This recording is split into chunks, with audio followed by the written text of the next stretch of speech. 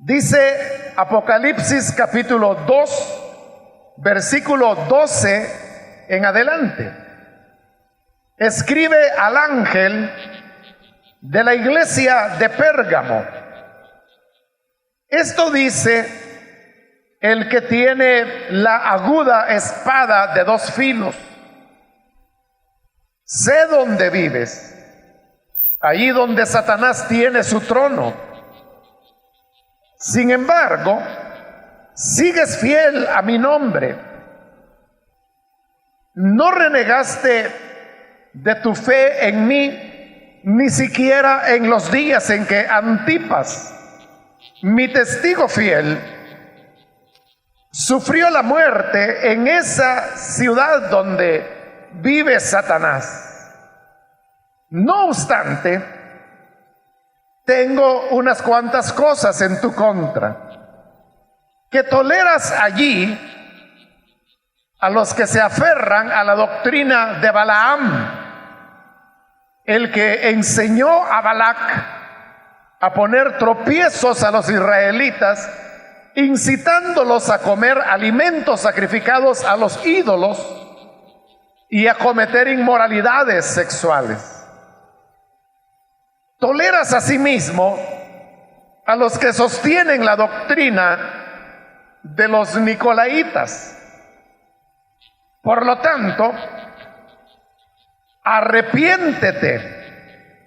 De otra manera, iré pronto a ti para pelear contra ellos con la espada que sale de mi boca. El que tenga oídos, que oiga lo que el Espíritu dice a las iglesias. Al que salga vencedor, le daré del maná escondido, y le daré también una piedrecita blanca en la que está escrito un nombre nuevo que solo conoce el que lo recibe. Amén. Hasta ahí dejamos la lectura. Pueden tomar sus asientos, por favor. En las dos últimas oportunidades estudiamos las primeras dos de las 7 cartas que fueron escritas, que contenían todo este libro de Apocalipsis, y que fue enviada a esas 7 iglesias que se encontraban en la región de Asia. Ahora hemos llegado a la tercera carta, y se nos dice que esta carta iba dirigida al ángel de la iglesia de Pérgamo. Pérgamo era una ciudad no tan grande como era Éfeso y Esmirna, que son las que vimos anteriormente. Era una ciudad más pequeña, pero tenía una cualidad, y esa cualidad es que era una ciudad sumamente religiosa, por varias razones. Una de esas razones es que allí es donde se encontraba el altar al dios Júpiter, el cual era una de las 7 maravillas del mundo antiguo. De las 7 maravillas del mundo antiguo, solamente sobrevive una, que son las pirámides de Egipto, que todavía están ahí. Pero también hubo otras, como los jardines colgantes de Babilonia, también el Coloso de Rodas, se llamaba una enorme imagen que había en el puerto de Rodas. Es una bahía, entonces un pie de esta imagen estaba en una playa, en un lado de la bahía, y el otro pie estaba del otro lado de la bahía. Entonces los barcos entraban bajo las piernas del Coloso de Rodas para llegar al puerto de Rodas. Y otra eran 7 maravillas en total, pero el tema pues no es describirlas. La otra era precisamente el altar de Júpiter, que se encontraba precisamente en esta ciudad de Pérgamo. Era un altar que según, hoy ya no queda vestigio de eso, pero según los historiadores, alcanzaba una altura de 300 metros. Es decir, que era enorme. Aquí en El Salvador no hay ningún edificio que alcance esa altura. Ninguno. El más alto, que se supone que es la Torre City, que queda ahí en el Boulevard de los Próceres, si mal no recuerdo, tiene 45 metros de altura. Y el altar de Júpiter tenía 300. Es decir, que era como unas 6 veces más grande que eso, ¿no? Usted se puede imaginar las dimensiones. Pero no solamente tenían ellos el altar de Júpiter, sino que también en Pérgamo habían otros tipos de cultos, porque como eran paganos, ellos servían a varios dioses, y un culto importante que había en la época era el culto al dios Esculapio, se llamaba. Esculapio era el dios de los que se dedicaban a lo que hoy sería la medicina. En esa época también se llamaba medicina, pero era una cuestión muy primitiva que no tiene nada que ver con lo que la medicina es hoy. Entonces era un culto que atraía peregrinos de muchas ciudades. Pero además de eso, Pérgamo también fue una ciudad, fíjese qué interesante, fue la primera ciudad del imperio en edificar una imagen para el emperador y que le reconoció deidad aún estando vivo. Porque en Roma ya existía la costumbre de atribuirle divinidad a los emperadores, pero normalmente era cuando habían muerto.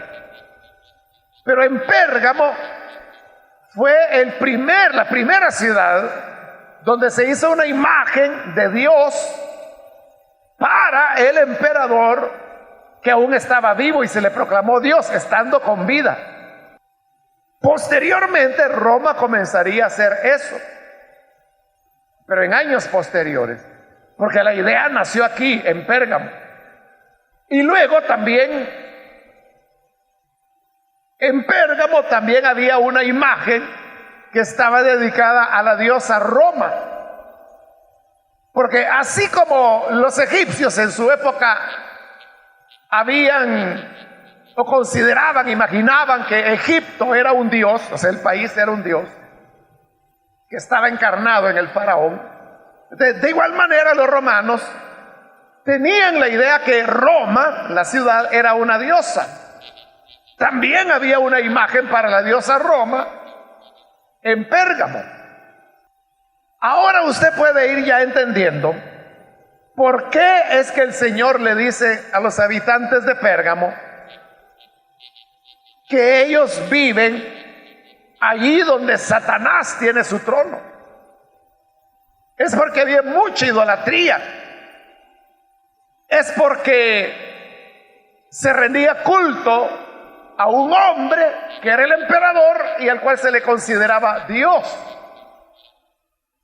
La razón por la cual Pérgamo hacía eso es porque había sido una ciudad muy asediada por sus enemigos. Pero cuando los romanos invaden la región, bajo el imperio romano no había guerras. Entonces ya no hubo guerra para Pérgamo, y ahí es donde los miembros o los habitantes de Pérgamo finalmente sintieron, hermanos, alivio, y por gratitud a ellos sí les funcionó lo de la Pax Romana, en gratitud a que Roma les había llevado finalmente paz. Por eso es que hacían el culto al emperador y el culto a la diosa Roma. Pero también, hermanos, no todo era malo en Pérgamo. Y Una de las cosas buenas de Pérgamo es que el material que se utilizaba en la época para escribir era el papiro, el cual provenía sobre todo de Egipto. Pero por las guerras que le he mencionado, hubo un periodo en el cual a Pérgamo le hicieron un bloqueo para que no pudieran tener acceso a papiro, entonces no podían escribir. Entonces lo que hicieron ellos fue que, como no tenían papiro, comenzaron a escribir en cuero. Y a estas cosas que ellos escribían en cuero se les dio el nombre de pergamino, precisamente porque era en Pérgamo donde se generalizó la idea de utilizar el cuero para escribir. Realmente el cuero el uso del pergamino no fue un invento de los pergamitas, sino que eso ya se utilizaba con mucha más anticipación en Egipto. Pero era algo que no se había difundido en esta parte del mundo, ¿no? Estamos hablando del oriente de Europa. Entonces es gracias a los habitantes de Pérgamo que se generaliza el uso del cuero, y por eso se le da el nombre de pergamino, porque era en Pérgamo donde se comenzó a difundir su uso. Entonces, esta iglesia que está en esa ciudad, a la que el Señor le escribe, y Él se presenta de esta manera: esto dice el que tiene la aguda espada de dos filos. Ya dijimos que en la presentación de cada carta, lo que se hace es tomar una característica del Hijo de Dios que fueron descritas en el capítulo 1. Y ahí se decía que de la boca del Señor salía una espada de doble filo, que nosotros sabemos es la palabra de Dios. Por eso salía de su boca, porque es de la boca de donde sale la palabra. Entonces el Señor les dice: esto dice el que tiene la aguda espada de dos filos. Él se presenta como aquel que tiene la palabra de Dios, y que la palabra de Dios, como lo dice el libro de Hebreos, alcanza a cortar el alma y el espíritu, y traspasa hasta cortar los huesos, las coyunturas. Esa es la palabra de Dios. Él viene y se enfrenta con la iglesia de Pérgamo como aquel que tiene la palabra, espada de doble filo. Versículo 13: sé dónde vives, allí donde Satanás tiene su trono. Está haciendo referencia a esas condiciones que acabo de mencionar de la ciudad de Pérgamo. El Señor dice: yo sé dónde vives. Y ser cristianos en una ciudad como Pérgamo no era fácil. No solamente por el hecho de que la gente era muy religiosa, que lo era, sino porque era una ciudad que era ardiente en el culto al emperador, de verlo como Dios. Bueno, al punto que le ganó a Roma. Aquí es donde comenzó el culto al emperador vivo como Dios. Y eso demandaba lealtad. Era reconocer al emperador como Señor. Pero usted sabe que eso es algo que los cristianos no podían aceptar, ni lo hacían tampoco. Porque para ellos, como lo dice la Escritura, solamente hay un Señor. Y ese es el Señor Jesucristo. Ellos no podían decir: César es Señor, sino que lo que ellos decían es, Cristo es Señor. Y eso los convertía a ellos en personas apátridas, como en gente de la cual cualquiera podía avergonzarse. Lo despreciaban. No era fácil entonces ser creyente en una ciudad donde Satanás tenía su trono. Sin embargo, dice el mismo versículo 13, sigues fiel a mi nombre, no renegaste de tu fe en mí. Eso de renegar era, hermanos, la condición que se ponía a los creyentes para que no fueran a ser castigados. Se lo llevaban ante los altares paganos, obviamente. Entonces les decían, oigan, si ustedes no quieren sufrir las consecuencias, no quieren ser castigados por no adorar al emperador, tienen la oportunidad de adorarlo, y lo que tienen que hacer es rechazar ese evangelio en el cual creen. Rechacen a ese tal Jesús, que de todas maneras está muerto, y adoren al emperador que está vivo. Pero dice el Señor, yo sé que tú no renegaste de tu fe en mí. Es decir, ellos se mantuvieron. Y ellos dijeron, no vamos a negar al Señor. Jamás vamos a doblar la rodilla ni vamos a ofrecer incienso en el altar del emperador, en el altar de la diosa Roma, o en el gigantesco altar del dios Júpiter. Como se negaban a rechazar su fe, ellos eran castigados, y en ese castigo algunas veces llegaban hasta la muerte, y eso es lo que había ocurrido. Porque dice, no renegaste de tu fe en mí, ni siquiera en los días en que Antipas, mi testigo fiel, sufrió la muerte en esa ciudad donde vive Satanás, por no renegar de la fe del evangelio. Había personas como Antipas, que se menciona ahí, que había sido muerto por perseverar en la fidelidad al Señor. No se sabe, hermanos, quién fue este Antipas. O sea, lo único que sabemos de este Antipas es lo que este versículo dice. ¿De quién era Antipas? No sabemos. ¿Qué pasó con él? No sabemos.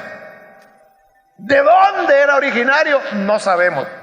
¿Cómo lo mataron? No sabemos. Solo sabemos que Antipas fue un testigo fiel, y que por haber sido fiel sufrió la muerte en Pérgamo, en la ciudad donde vive Satanás. Pero a pesar que le habían dado muerte a Antipas, los creyentes continuaban siendo fieles al Señor. No renegaban del evangelio. Ese, hermanos, es un ejemplo grande para cada uno de nosotros, que nos enseña que tenemos que ser fieles al Señor bajo toda circunstancia. No podemos ser creyentes solo de los momentos alegres, de los momentos de victoria, de los momentos cuando nos elogian, cuando la gente dice, usted es evangélico. Es un buen camino el que ha emprendido, lo felicito, siga adelante. Ahí es fácil ser creyente. El problema es cuando el ser creyente nos pone en dificultades, no solo por razón del pecado, sino que porque cuando hay una sociedad organizada en torno, en ese caso, al culto del emperador, siempre el creyente va a encontrar choque.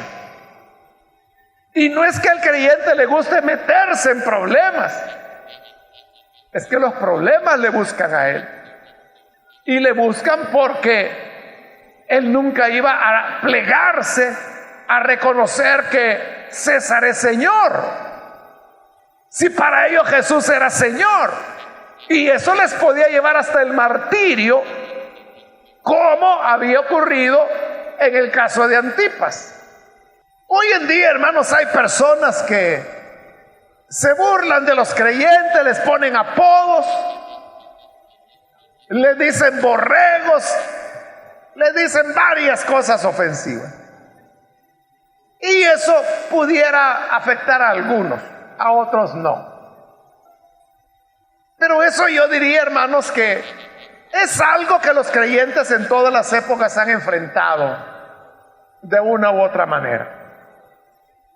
Pero en Pérgamo lo que ocurría no era solamente ese tema de la burla o de la tentación del pecado, era que ellos estaban chocando con una manera de entender el mundo, porque ellos lo entendían que el Dios era el emperador y que Roma era una diosa.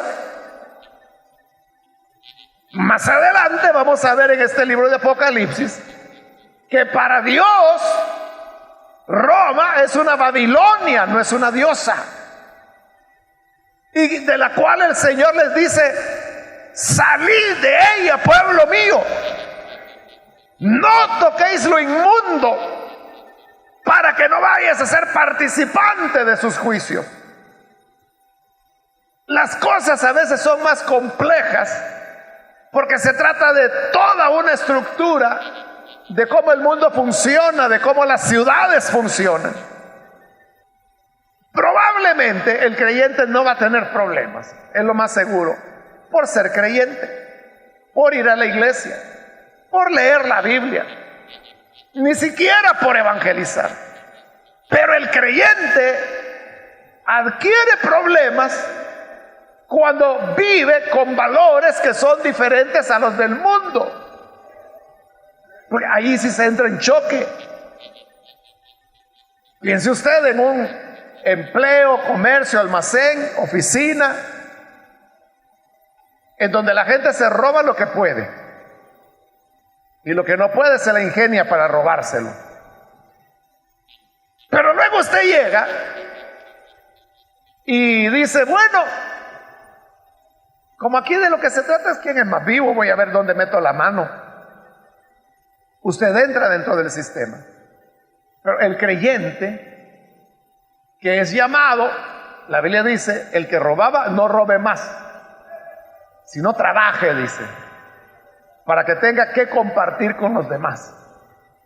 El creyente se mueve en integridad y entonces no participa. Y como no participa, los demás lo ven como un peligro. Dicen: este nos va a quemar, este nos va a chillar delante del jefe, este va a decir qué es lo que está pasando, este ha de ser un soplón. Comienzan a atacarlo, comienzan a aislarlo, comienzan a ver la manera de deshacerse de él, y ahí es donde el creyente comienza a sufrir el choque que hay entre vivir como cristiano, reconocer a Jesús como Señor, y eso lo hace diferente al mundo. Eso es fácil cambiarlo, porque si alguien ve que lo van presionando, podría renegar del evangelio y decir: bueno, Señor, tú sabes que yo no quería robar, pero me están presionando tanto que yo voy a perder mi trabajo y tú sabes que lo necesito, así que aunque sea un poquito voy a agarrar. Ese cedió, se rindió frente al sistema que lo presionaba y lo llevaba contra la pared para que hiciera lo malo. Es decir, allí donde Satanás tiene su trono, logró arrinconarlo, logró sacarlo de su esfera de obediencia a Dios. Pero eso no había ocurrido con la iglesia de Pérgamo, sino que seguía siendo fiel, no renegaba de la fe, ni siquiera en esos días críticos cuando Antipas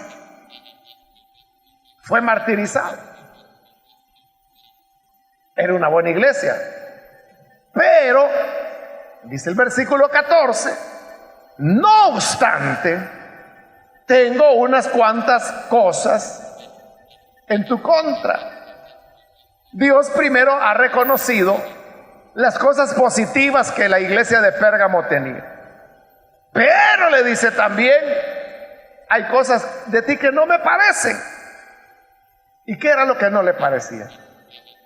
Dice, ¿qué toleras allí a los que se aferran a la doctrina de Balaam, el que enseñó a Balac a poner tropiezo a los israelitas, incitándolos a comer alimentos sacrificados a los ídolos y a cometer inmoralidades sexuales? La historia de Balaam usted la puede encontrar en el libro de Números. Balaam era un profeta vendido.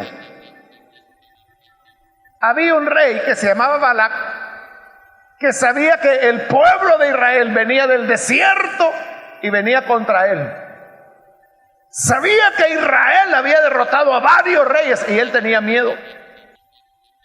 Pero Balac era un rey inteligente y él dijo, bueno, estos pobres israelitas derrotaron a los otros reyes no por lo que ellos son, lo derrotaron por el Dios que tienen. Aquí el punto no es salir con armas contra ellos. Aquí es cómo impedir que su Dios los continúe defendiendo y protegiendo. Entonces le pareció a Balac que una manera de hacerlo era contratar a Balaam, que era un profeta de Dios también. Y dijo, mira, ven y maldice a este pueblo. Porque Balac dijo, si es maldecido este pueblo por un profeta, ya lo derroté. Ahí lo voy a vencer. Porque Dios los habrá abandonado. 3 veces, usted conoce la historia, Balaam trató de maldecir a Israel, pero no pudo. Al contrario, cada vez que él iba a maldecir al pueblo de Israel, el Espíritu de Dios caía sobre él, lo tomaba y terminaba bendiciendo al pueblo de Israel y diciendo, cuán hermosas son tus tiendas. Y Balac se enojaba, le decía, te he traído para que maldigas, no para que bendigas. Si no los vas a maldecir, por lo menos no los bendigas. No pudo Balaam maldecirlos. Pero ahí viene la perversidad de Balaam. Entonces le dijo, mira, Balac, tú te diste cuenta. 3 veces traté de maldecir a Israel y Dios no me dejó. Pero yo te puedo decir cómo tú puedes vencerlo. Y Balac dijo, ¿cómo? Es bien fácil, le dijo Balaam. Tú tienes razón al pensar que es el Dios de Israel el que les da victoria, porque eso era verdad. Pero tú puedes hacer que en lugar que su Dios los defienda y les dé la victoria, que más bien Él los mate. Tú no vas a tener, Balac, ni necesidad de levantar un alfiler contra ellos. Dios los va a matar. Claro, le digo Balac, sí, por eso te contraté, para que maldijeras. Pero tú a bendecir veniste. Entonces Balac le dice, no, es que hay otra manera. Y ahí es donde ocurre lo que dice el versículo. Balaam enseñó a Balac a poner tropiezos a Israel. ¿Cuáles eran los tropiezos? Incitarlos a comer alimentos sacrificados a los ídolos y a cometer inmoralidades sexuales. ¿En qué consistió la lección que Balaam le dio a Balac? Le dijo, mira, es fácil. Búscate en tu reinado a las jóvenes más bonitas y envíalas en medio del campamento de Israel. Cuando los israelitas las vean, se van a enamorar de ellas. Entonces, estas jóvenes, lo único que tienen que hacer es invitar a estos jóvenes israelitas a comer sacrificado a los ídolos, a adorar ídolos. Y por supuesto se convertían en sus mujeres, tenían relaciones sexuales.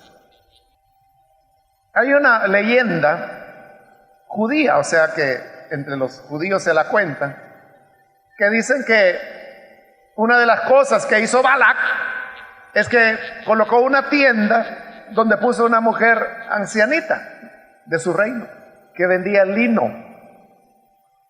Entonces cuando los israelitas pasaban, ella les decía, hay lino, venga a ver el lino, hay lino de buena calidad. Entonces los israelitas que querían comprar, le decía, quiero ver el lino. ¿Cómo no? Le decía la viejita, pase adelante, entre a mi tienda. Y cuando entraban a la tienda, adentro estaba la muchacha guapa, la hermosa. Y le decía, ¿qué desea el caballero? Y él se quedaba al verla. Es que quería ver el lino. ¿Cómo no? Le decía ella, pase, siéntese. Y lo seducía. Y terminaban fornicando y terminaban comiendo lo sacrificado a los ídolos. ¿Qué pasó? Dios se enojó. Su ira se encendió. Y ocurrió lo que Balaam había dicho. Dios comenzó a matarlos por su desobediencia, por su pecado. Eso es la enseñanza, la doctrina de Balaam. Y eso es lo que Dios le está reclamando a la iglesia de Pérgamo ahora. Toleras a los que se aferran a la doctrina de Balaam, que es esa enseñanza, que enseña a los creyentes a comer sacrificado a los ídolos, a cometer inmoralidad sexual. Entonces, mira qué contradictorio podría decir uno.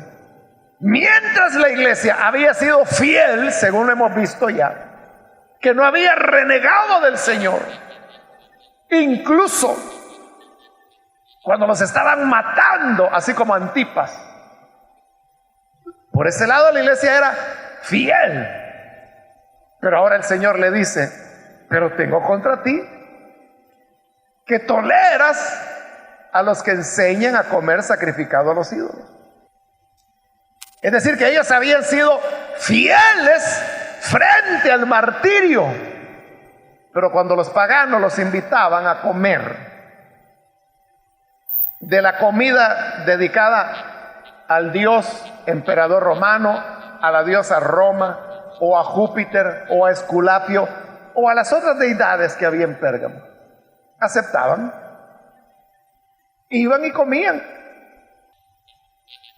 porque las comidas eran ofrecidas a algún dios y ellos aceptaban la invitación. Y también dice que los invitaban a cometer inmoralidades sexuales, porque todos los cultos paganos incluían la inmoralidad sexual. Para los paganos el cristianismo era muy extraño, porque el cristianismo enseñaba no fornicarás para poder agradar a Dios. Y en su paganismo ellos pensaban que la manera de agradar a los dioses era haciendo orgías, cometiendo inmoralidad, y por eso habían las prostitutas sagradas que se llamaban, que se prostituían no por dinero, sino que por ofrecer un culto a los dioses paganos. Entonces ellos estaban participando de esas cosas.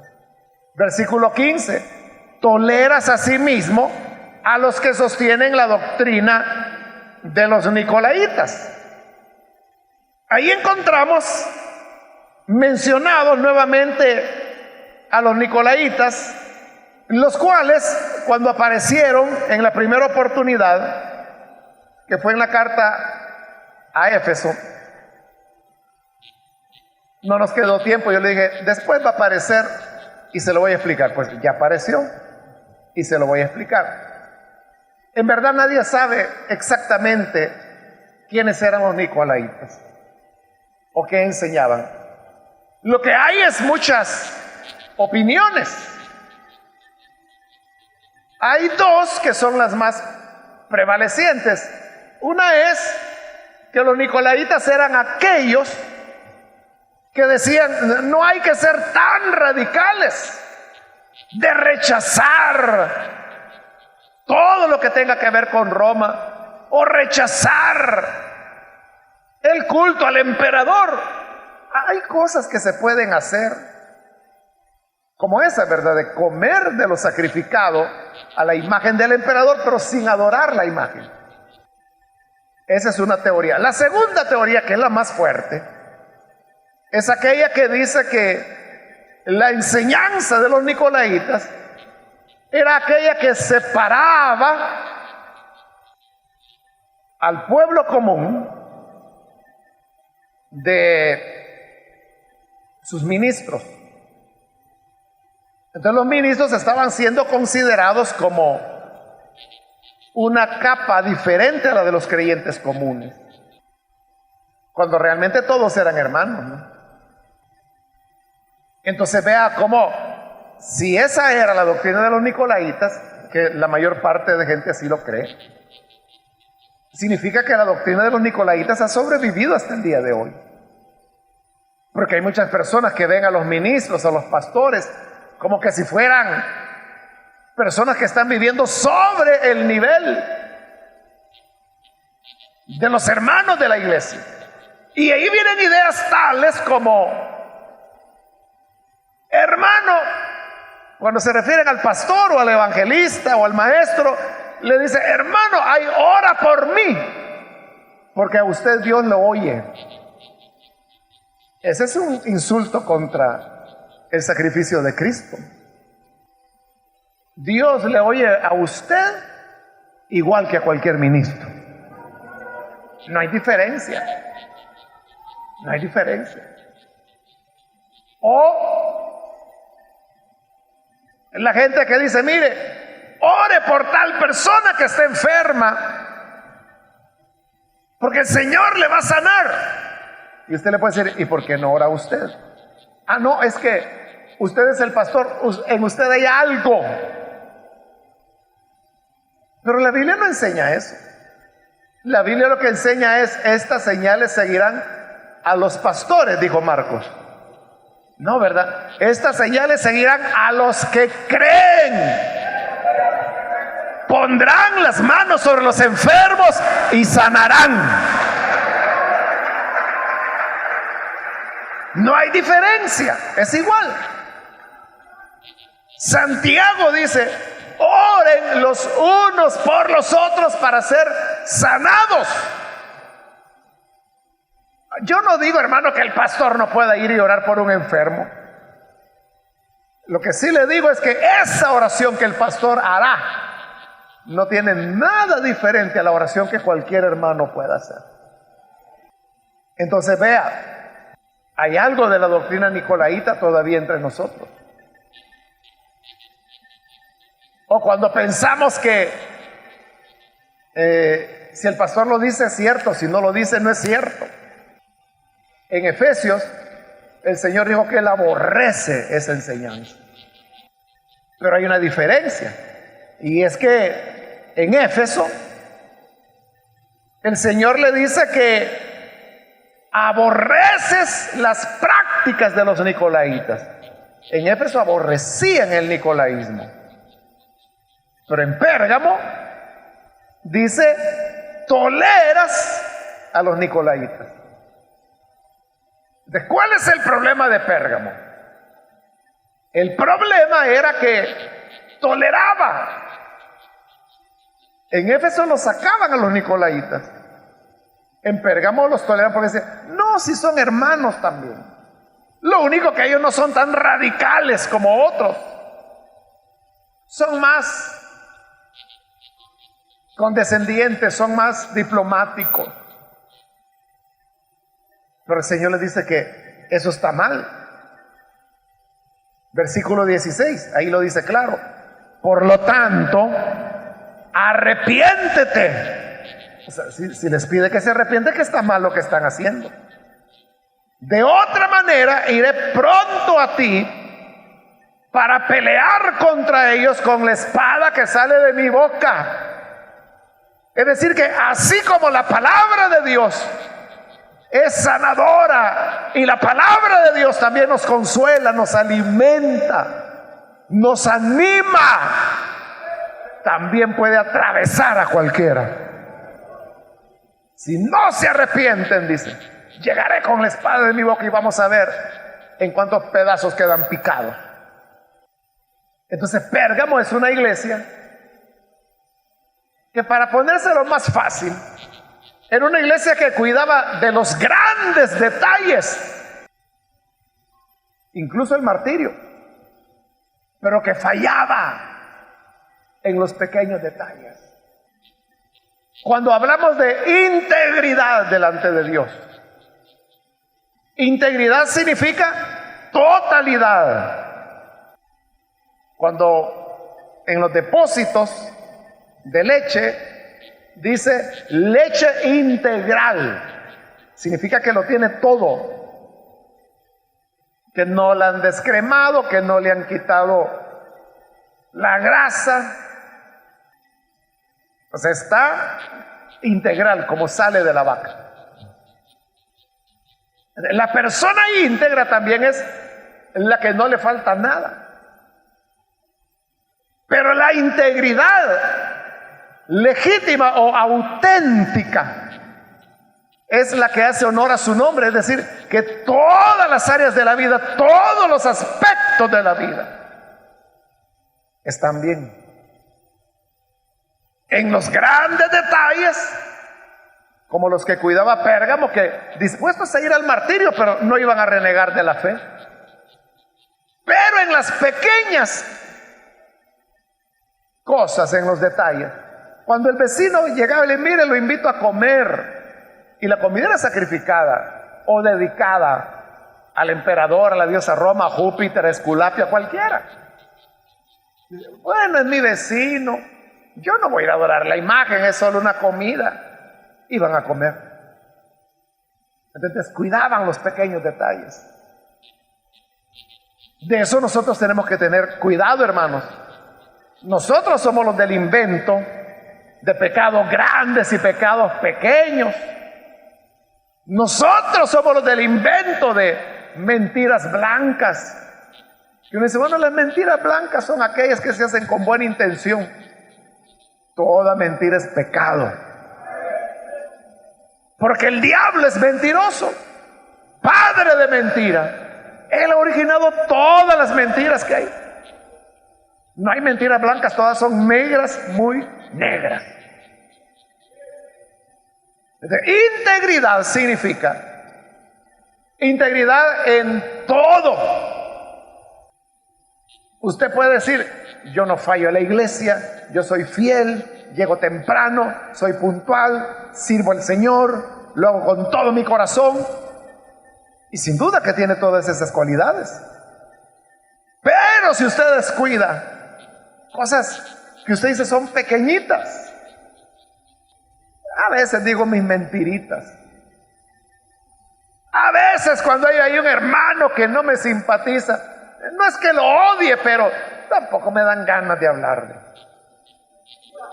Eso es lo que el Señor le señala a la iglesia de Pérgamo. No está bien. Versículo 17, y aquí termina la carta. El que tenga oídos, así terminan todas las cartas, que oiga lo que el Espíritu dice a las iglesias. Al que salga vencedor, le daré del maná escondido, Cuando se habla del maná escondido, obviamente es una referencia al maná que Israel comió durante los 40 años en el desierto. Que dice la Biblia que ese era el pan de los ángeles que descendía del cielo para que comiera Israel. Entonces ahora se nos habla que todavía hay maná que Dios tiene escondido. Y que cuando el Señor vuelva, nos dará del maná escondido. Y añade, y le daré también una piedrecita blanca en la que está escrito un nombre nuevo que solo conoce el que lo recibe. ¿Qué significa esa piedrecita blanca? No se sabe con seguridad, porque las piedrecitas blancas en el siglo I se utilizaban con varios fines. Se utilizaba, por ejemplo, como una especie de boleto para poder entrar a un espectáculo, por ejemplo. Solo las personas que tenían la piedrecita blanca podían entrar. También se entregaba como cupón, hacía las veces de cupón para pobres que iban a recibir la ayuda de las autoridades. Entonces presentaban la piedrecita blanca y les daban su canasta básica, digamos. También se sabe que a los gladiadores que peleaban en las arenas romanas, cuando alguien ganaba, les entregaban una piedrecita blanca que era como un reconocimiento, como un honor. Entonces usted puede ver que usar una piedra blanca se usaba para varias cosas. El resumen sería que la piedra blanca era como una especie de documento que le daba un beneficio a alguna persona. Como nosotros nada sabemos de esa piedrecita blanca, ¿verdad?, es que no entendemos un pasaje como este. Pero los que lo leyeron sabían. Hoy en lenguaje moderno sería algo así: al que salga vencedor le daré del maná escondido y le daré también un cupón en el que estará escrito un nombre nuevo que solo conoce el que lo recibe. Esa sería la interpretación. En la piedrecita blanca iba inscrito el nombre de la persona que recibía el beneficio. Obviamente aquí el beneficio se trata de entrar en el reino eterno de nuestro Señor. Lo que Él está ofreciendo con eso de la piedrecita blanca es como un salvoconducto, como un cupón que nos da derecho a ser parte del reino de Dios y recibir sus beneficios. El resumen es: si somos íntegros en todo, porque puede ser que usted dice, no, si yo no mato, pero si miente o si hace cosas incorrectas, y dice, sí, yo en el negocio yo le subo el precio, así como veo al cliente, así es el precio que le digo. Si yo lo veo que tiene sus fichitas, yo le digo el doble del precio. Pero si veo que es un pobrecito, le digo el precio de verdad. O sea, eso no es correcto, ¿no? Porque está mintiendo. Pero entonces integridad significa integridad en todo. Eso es lo que Dios está diciendo, que no le gusta. Aunque habían sufrido el martirio, pero le dice, no me gusta. Que si transiges, aceptas, flexibilizas en cosas pequeñas, pero que de pequeño en pequeño, es como la gangrena que puede terminar matando a una persona. Así que cuidémonos de todo, hermanos, de todo aquello que a Dios no agrada, cuidémonos. y Él nos dará del maná escondido y esa piedrita blanca con su nombre escrito que solo usted conocerá. Amén, gloria a Dios. Vamos a orar, vamos a cerrar nuestros ojos.